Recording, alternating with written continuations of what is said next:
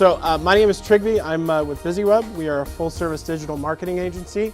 Acceptable mispronunciations of my name are Trygve, Trygve, and if you found me to be an indigenous person, you can also refer to me as Trickney. If you do not like the presentation, hold on, let me take a picture with Pat. Good? Excellent. If you don't like the presentation, you don't like me, keep in mind my name is actually Kyle. So what do? We're a full-service digital marketing agency. We can take somebody from having absolutely nothing, creating them a web presence, and actually driving people to it, and actually encouraging those people who are looking at you to become customers, to become prospects. So what we're going to talk to you about today is how do we exactly do the thing that we're all really here to do, which is to land more sales and actually close more business. We'll talk about this in a digital marketing standpoint, in a digital marketing context, of which I know we all have different thoughts on how to do that. Then we'll talk about your website, how that needs to be an effective forward momentum tool for you. You can't just sit there and you can't have 5 pages and then cross your fingers.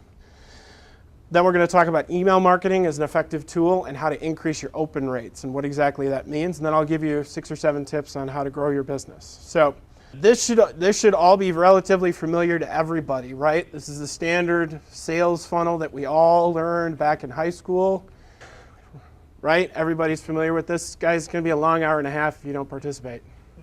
There we go. At least we have some positive nods. The trouble with this is this was really great 25 years ago. Now it's wrong. Really what a sales funnel and a sales model looks like now is it looks like this. It should be easier than ever for you to find prospects. It should take you just about the same amount of time to keep them and convert them into customers. And you should be spending more time than anything that you do making sure and ensuring that they remain customers. As Peter eloquently said, people buy from who they like. And if you don't continuously show that you're a likable person, they're not going to come back to you. To put it another way, if you haven't spoken to a customer or somebody who has given you money in the last 90 days, they are no longer a customer of yours. So Peter went through his strategies. Here's kind of how we think a great customer acquisition strategy works. This is our store. We all have our store. Some of us have a literal physical store where we can bring people to, where we have products and we have services. Others of us have an e-store where it's a website. Others of us work out of our home and we have our fingers crossed. But ultimately, everybody has a store of some kind. The first thing that you have to do in order to stay in business is to provide a wow experience. Provide a tremendously positive experience, a forward-thinking experience for your customers that nobody else can produce. If you cannot provide a wow experience for a customer, you should not be in business for yourself. Comcast is hiring. I apologize if there are any Comcast reps in here. After you provide that wow experience, the next thing you do is you entice them to stay in touch. Tell me how it went.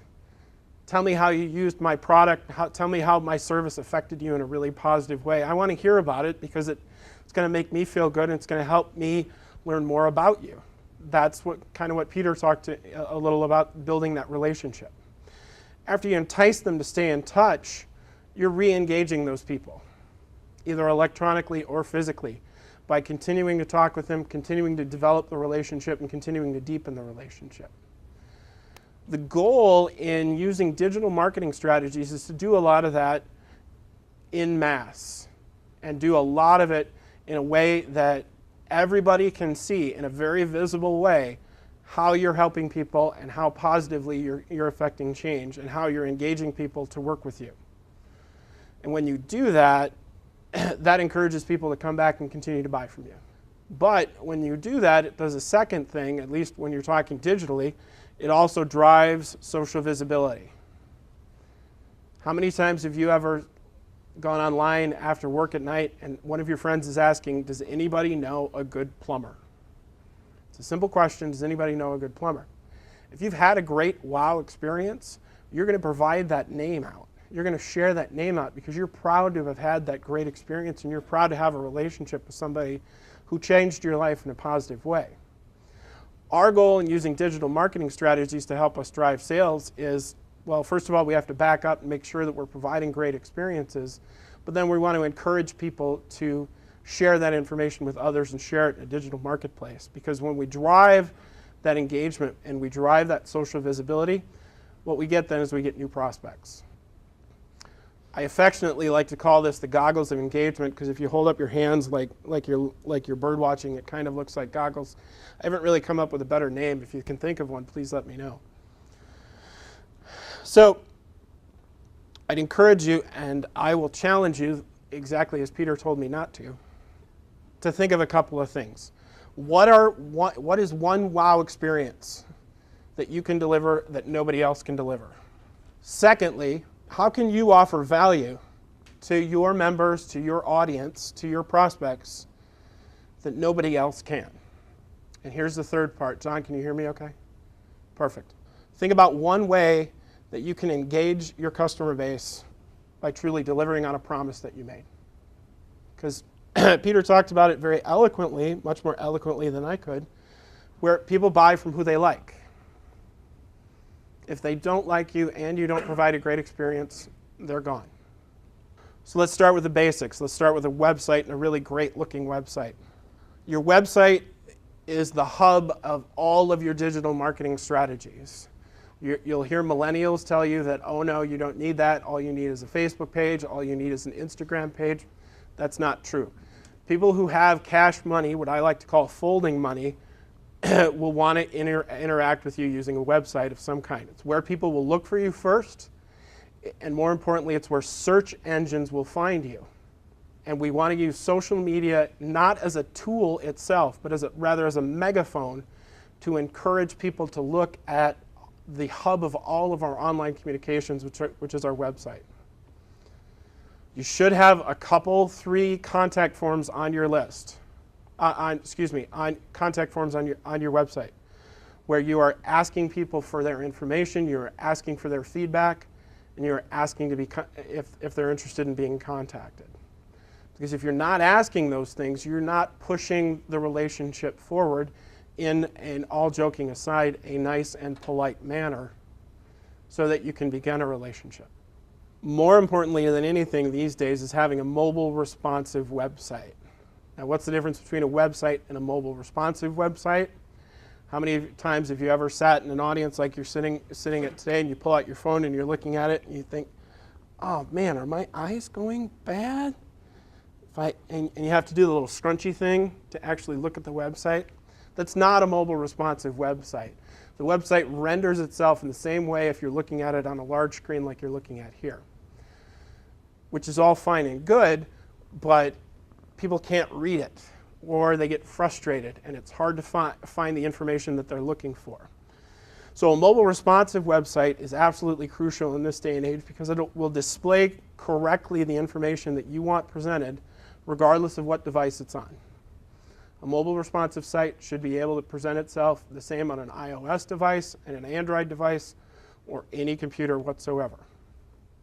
Second value in having a mobile responsive site, and this is something that drives me nuts when I have money to spend, where people do not have a clickable phone number.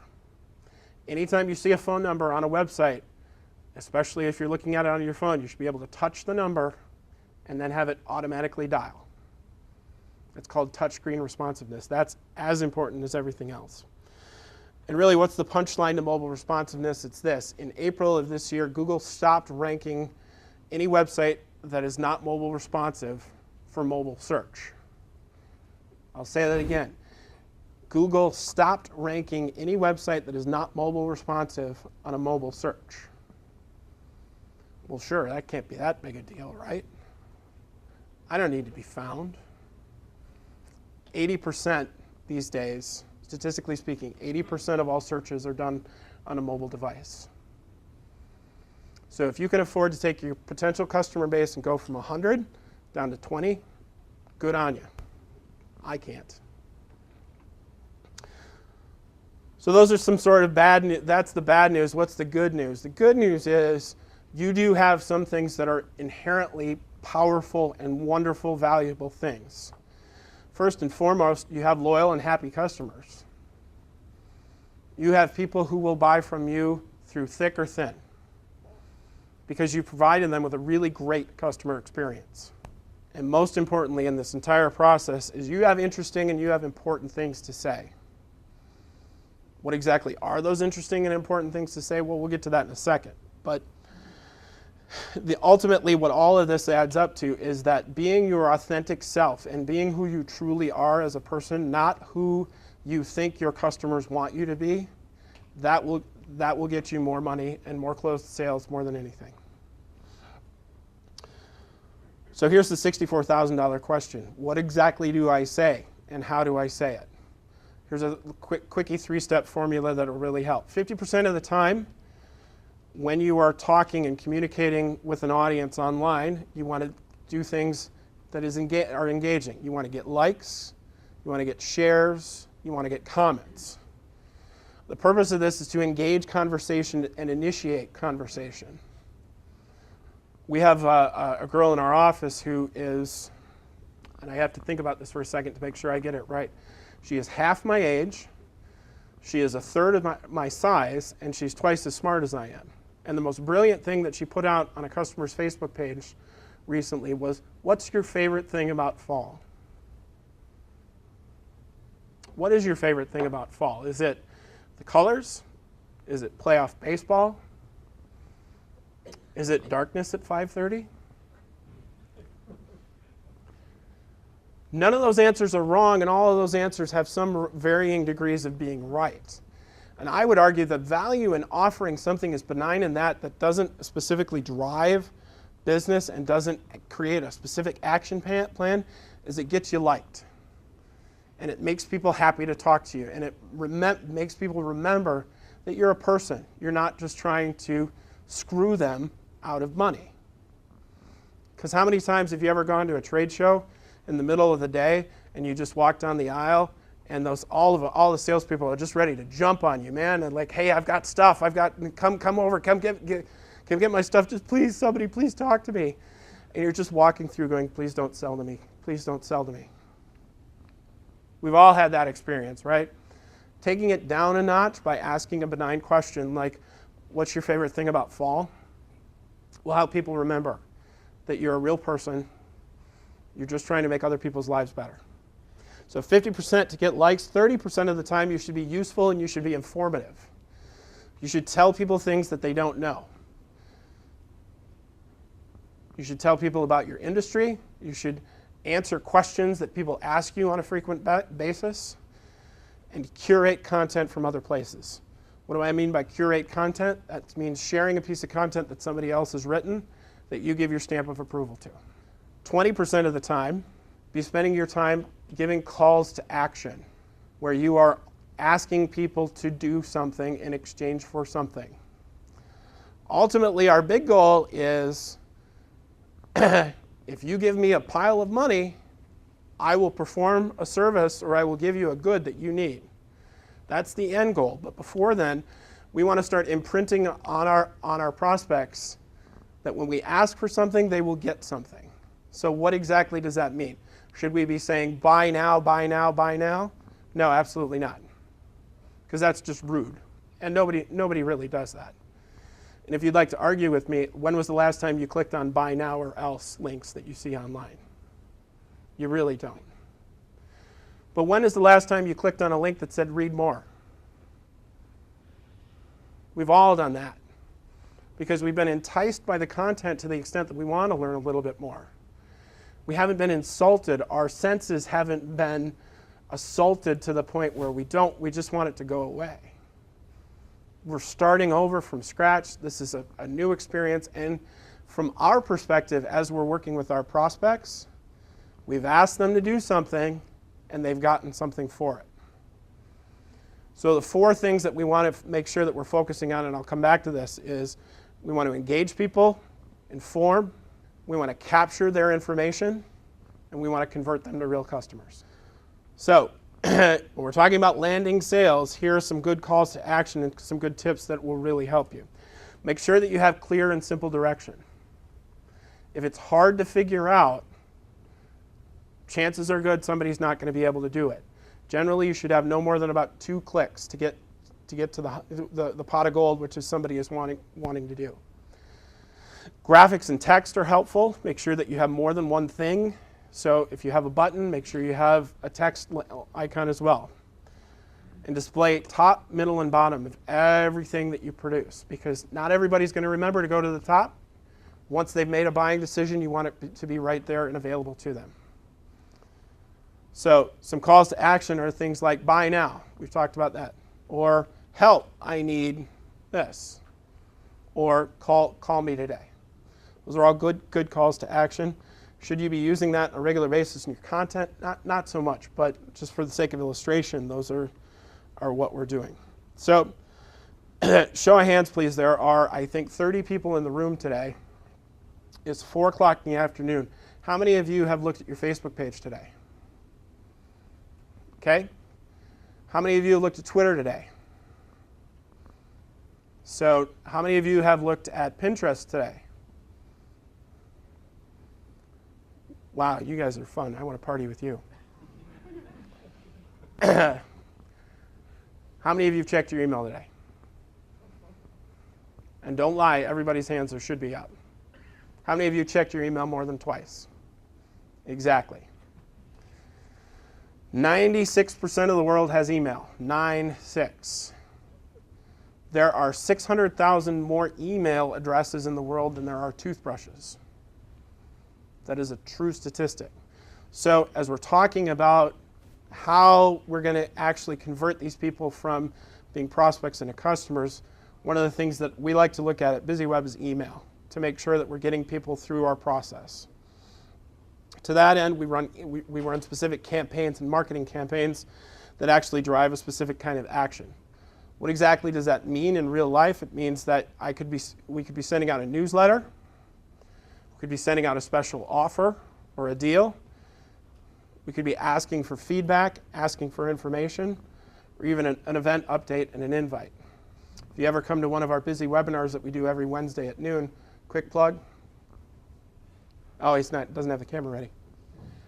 You'd be able to participate in anything like this. So these are stylistically the different ways to present some information to get customers and prospects to do what we want to do, which is continue to re-engage on a regular basis. What are some of the goals that you want to achieve? Well, it's the 15th of the month. I would like my sales staff, of which we have 4 people, I would like us to triple our sales from the first half of the month to the second half of the month. That's a good goal, right? No. Number one, because if you met my sales staff, you'd know that there's no way that's going to happen. But it's not a realistic goal. It's not a realistic goal to think that you can triple something within 2 months. Here are some general goals. I want to increase sales. Well, that's great. Is that a bad goal? No. I want to reach new customers. Is that a bad goal? No. I want to engage new customer referrals. Is that a bad goal? No. The trick in any of this is going to be what Peter talked about earlier, which is measurement of the goal. I want to triple my sales by the end of the month. Is that a realistic goal? Well, no, because we had a good first of the month. But I want to make sure that we have specific and realistic goals. So I want to drive more sales this month. What does that mean in real time? Well, how many sales did I do in October of last year? And can I beat that number? I want to fill foursomes for our golf tournament. I've got a fixed number of spots. I want to make sure they're all filled. Once they're done, I'm successful. I've achieved my goal. So when you're trying to create an objective and a goal, here are the 3 questions I want you to ask. Number 1, will achieving this goal help my business grow? If the answer is no, then you need to back up and start with a new goal. Second, is this objective attainable? Could my sales staff triple their goal in a year? Yeah, but not in 2 weeks, unless you sold like 1 thing and then you want to sell 3. That's really cheating with numbers. Third, how will I measure my progress? How will I measure what success means? This is sort of like the age-old question, how do you really know if you're rich? I asked my wife the other day, we were both sitting at night after our son had gone to bed, and we were both sitting on our iPads just kind of zoning out. And I said, I really want to get a Millennium Falcon drone. And my wife, in the annoying way that many wives do, injected logic and reason into the conversation, and who likes that? And she said, well, what exactly would you like to do with this Millennium Falcon drone? How would this be purposeful and helpful? And I said, well, I could hook up dirty diapers and run them out to the garbage. I wouldn't have to leave the house when it's cold. And she very patiently looked at me,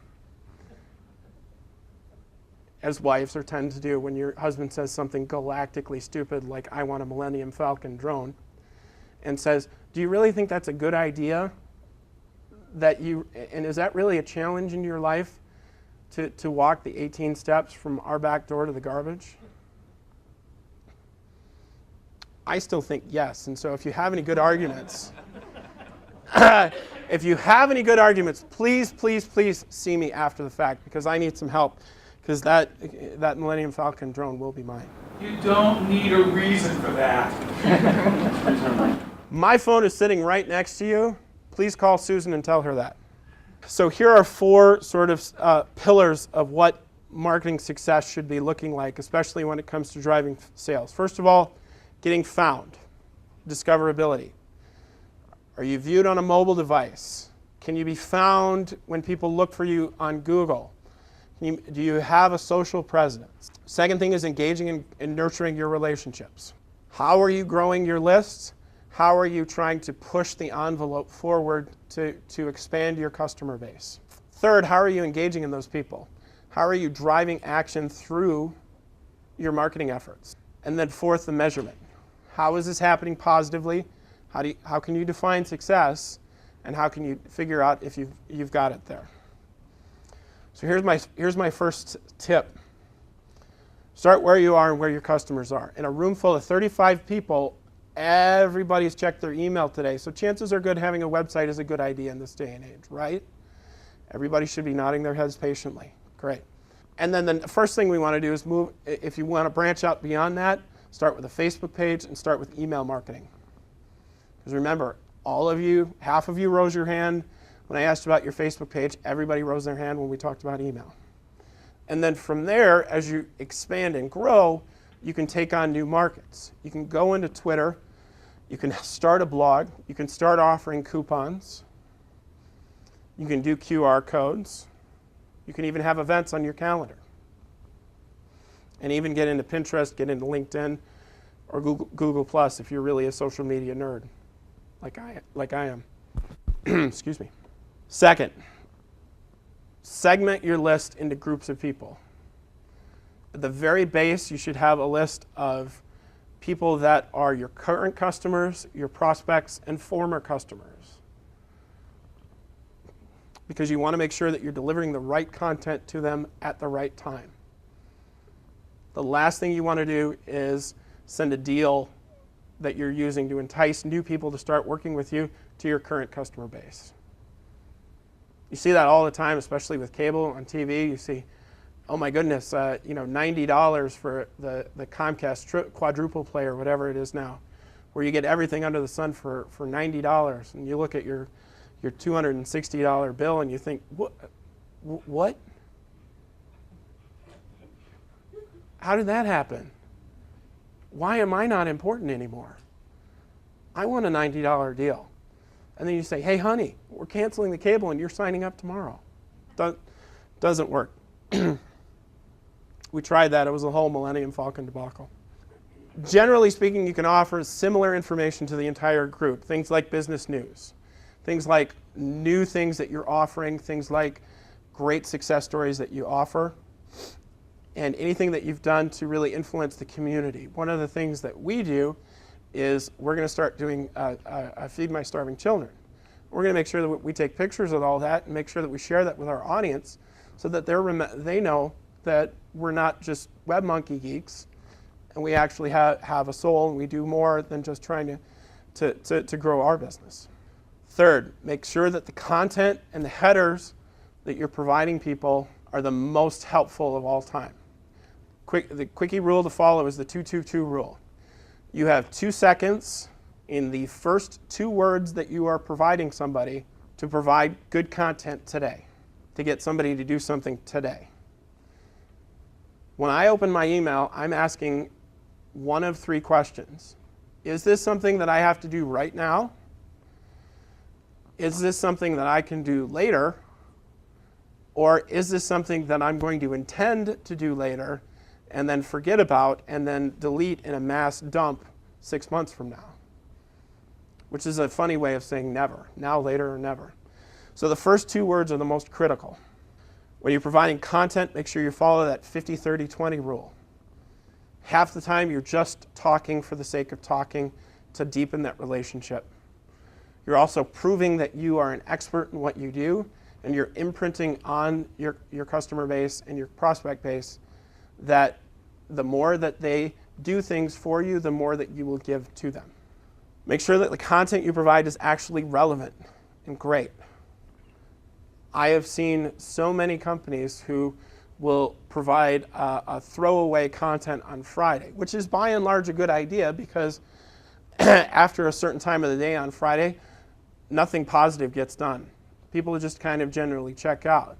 But that doesn't mean that you have to stop playing the game. It means you have to start playing defense and not make stupid mistakes. So I saw a local security company a couple of weeks ago put out a post on a Friday that was talking about funny security things that have happened. My home security is never funny. That's not great content. That's not relevant to me. That is actually damaging because I'm looking at that going, what is so funny about making sure that my son is safe at night?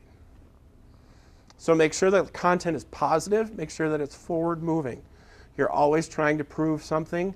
You're always trying to offer something that's positive. Anytime you're asking for an interaction, you have to have a goal and you have to have an objective, even in the digital space.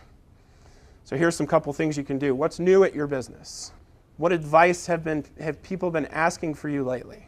What do you have access to that they don't? Obviously, that nothing proprietary or confidential, of course. And what content can you curate? If you can answer these 4 questions, putting out content should be a relatively easy enterprise for you. You should be able to write out 10 things right now following these questions. And if not, I'd encourage you to take a picture or ask me for the deck later. I'd be more than happy to work with you. So how much is enough? How much do you want it put out on a weekly basis? How much new content do you want to share? Less is more. By and large, you shouldn't be posting more than 2 or 3 times a week. Any more than that, and people are going to be wondering if you're actually working. Instead of sitting on Facebook all day thinking of funny things to say. Make sure that you focus. And finally, remember that 80% of people will interact with you digitally on a 3.5 to 4 inch screen, depending upon if you got the new iPhone or not. My 4th tip, automate what you can to make life easier for you. Set up welcome emails so that anytime somebody subscribes to your list, they automatically get a thank you. This is the start of the relationship process where you are starting to imprint on them that once they do something for you, you will do something for them. If you give me your email address, the very next thing you get from me is a hearty thank you. You can also pre-schedule email campaigns out with tools like Constant Contact. So if you are concerned about how much your marketing time should be, really you should be spending more of your time selling than you should be marketing.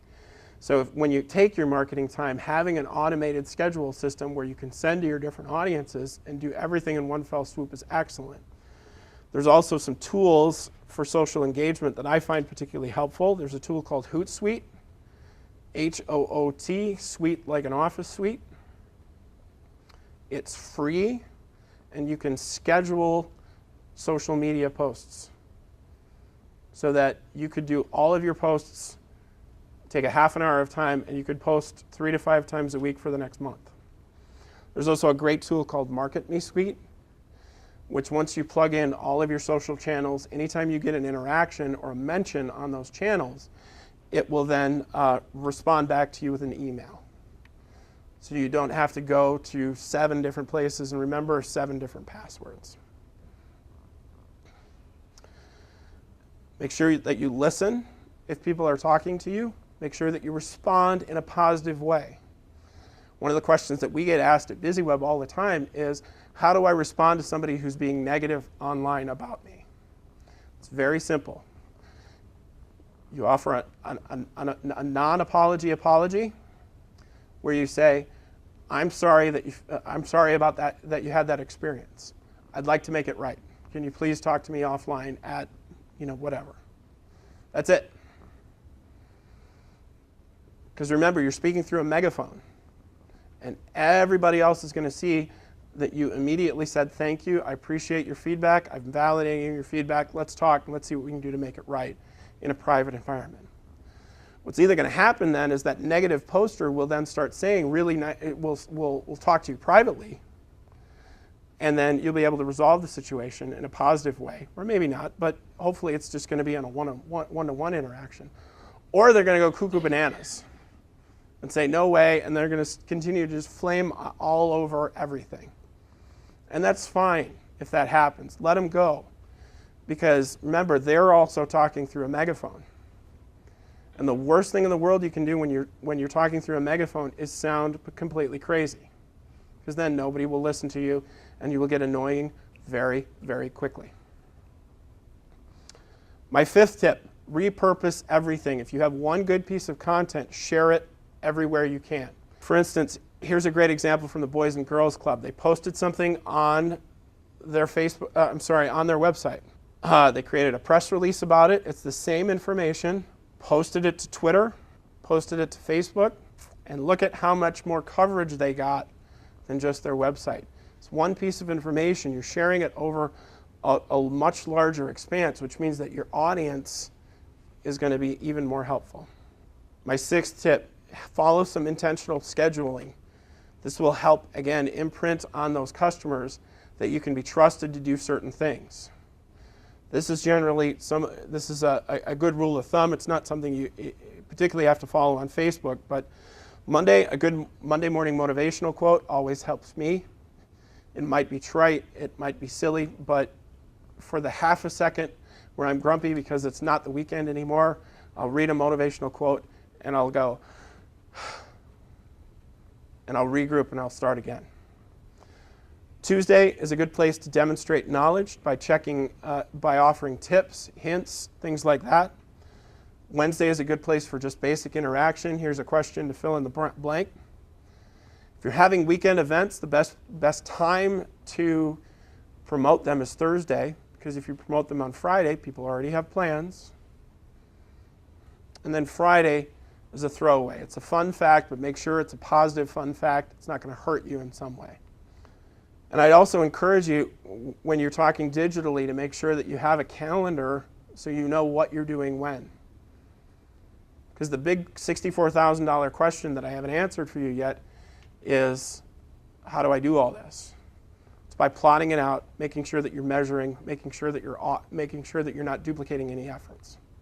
Finally, and again, really a thematic thing that will follow everybody's presentation today, if you're not measuring what you're doing, you're really not marketing. You really don't know how you're doing, whether or not you're being successful, whether or not you have any realistic chance of achieving your goals, because you're not measuring how you're doing there. So this is a sample email analytics program where we can know exactly how many people opened the email, how many people clicked through the email, how many people took an action that we wanted to take.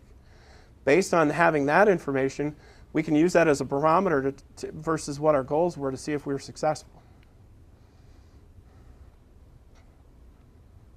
So there are a lot of different analytics programs, especially when you get to digital. And lastly, if I can say one really most important thing is don't forget mobile. 91% of all Americans own a cell phone. 91. The average person looks at their phone 150 times a day. So if you're going to need to be with somebody, especially where all your prospects are, chances are they're going to be looking at their phone, because mobile is driving business today. It's how people can find you. It's how people won't find you or move on. 80% of people, when they're using their devices, will not buy from you if you don't look good on a mobile device.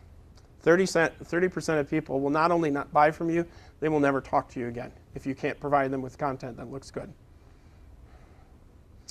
So that's my portion of the show. Couple quick plugs for us here at BizzyWeb. Every Wednesday we offer free webinars. You can go to BizzyWeb.com and you can see them. And they're much similar to this. There's obviously much shorter in scope. We went a little long because we're big fans of New Business Minnesota. And if you're interested in working or figuring out where to start, one of the best things that we can offer you today, and you can speak to us after the fact if you're interested, is we can do a complete website audit for you. We can tell you what you're doing well, what you're not doing so well, what you can improve upon. Half the time we work with people, they've got a really great website and they don't even know it. So it's a great place to start, and if it's a great place to understand where you're at and where you can grow. So thank you. Anybody have any questions that I can answer? I went through this really fast, so. Curious. Yes. You really highlight email marketing. Industry standards about a 0.7 success rate. What has been your kind of success rate for your company? For a 0.7 success rate, I find that you can tell a lot of different stories with a lot of different numbers. Generally speaking, what we like to, with email marketing, what you want to see is about a 20% open rate. Our clients tend towards about 35. And then within that, you want to see, of your open rate, you want to see about a 10% action rate. And we generally see 15 to 20 with people that we work with. Yes? Can you talk about the weeks again? Like on the motivational Mondays, Tuesdays, I kind of missed the Wednesday. Wednesday was an interactive day where you're asking a question, a benign question like, what's your favorite thing about fall? Use that as sort of the way to encourage people to remember that, you're a person first. Thank you very much. Thanks, everybody.